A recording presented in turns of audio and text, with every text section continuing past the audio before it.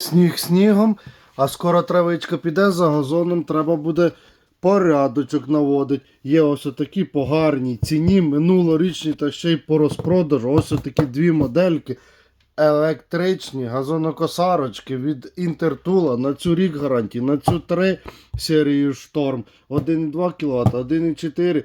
Так що, якщо ти собі за це думав, я думаю, думати не треба. Поки ще щось декілька штучок тих, декілька тих є.